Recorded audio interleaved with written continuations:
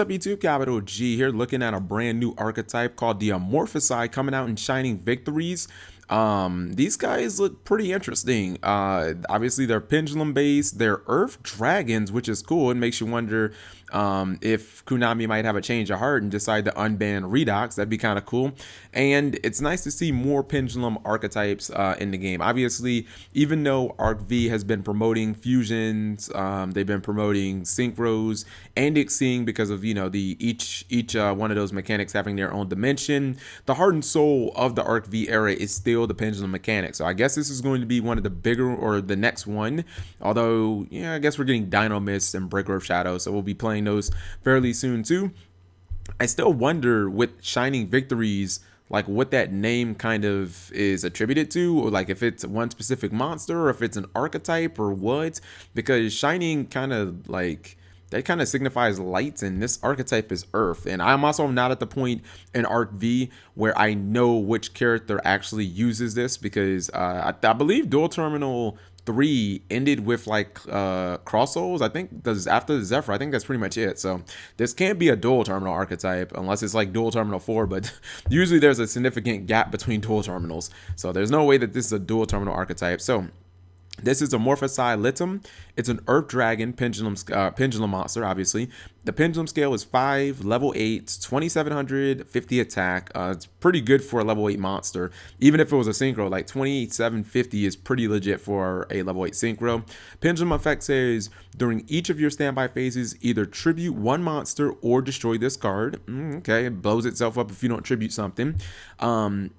Furthermore, it says, if you control an Amorphossi monster, cards sent to the graveyard are banished instead, except Amorphossi cards. So basically, while this guy is in the pendulum zone, it's like it's a face-up macro cosmos. I mean, that's pretty damn powerful, especially when you consider just how much people need to use their graveyard. Like, I mean, look at a card like Dark Law and see how disruptive that card is, where, you basically just play this and beat the entire Gradle deck, right? You just be like, oh, none of your shit hits the graveyard, you lose. But even when people blow their own stuff up with like Wavering Eyes or like Draco Slayer, like none of that stuff would go to the extra deck. Like it would all get banished, and it's hard to get banished cards back. So this effect seems pretty good. You just have to make sure you can like keep the maintenance costs up. Again, it doesn't send Amorphossi monsters, or excuse me, Amorphossi cards to the grave, so your stuff shouldn't be affected anyways. The monster effect says, neither player can special summon monsters from the extra deck except Amorphossi cards. And that's why I think that this might be like the boss monster, or at least one of the boss monsters, because dude, those are two really legitimate lockdown effects. I mean, this basically says like you just can't use the extra deck, you can't pendulum summon from the extra deck, and if it's in the P scale, it's basically a macro cosmos on the field. Like that is pretty damn good, like for both effects. And it being on the field as a monster, I mean, maybe the deck has, it's an 8, maybe the deck has like a pendulum scale of like 9 or something like that, where you can pendulum summon this. That seemed like it might be a little OP though. All right, next card up is, this is Amorphossi Kaivam. Okay, I don't know how to pronounce that. It's a level 4. Looks like another Earth Dragon. Fair enough. It's a pendulum scale 5. Why are they all pendulum scale 5s? That's weird. They're all pendulum scale 5s. 0 attack, 2050 defense. So this one had 0 defense, and this one has 0 attack, and they both have 50s. Maybe this is going to be like Evil Swarm, where all the monsters have like 50s. Okay. And the pendulum effect says, during each one of your standby phases, either tribute one monster or destroy this card. Okay, so I guess all of them have that built into them. Hey, maybe we're gonna run Scapegoat in this deck, who knows. If you control an Amorphossi monster, neither player can activate effects in a chain. Wow. So basically they just can't. That's crazy. Neither player can activate effects in a chain, so it's like you just can't chain this stuff. That is, I don't think, is there another effect like that? I can't think of another effect like that that negates effects in chains.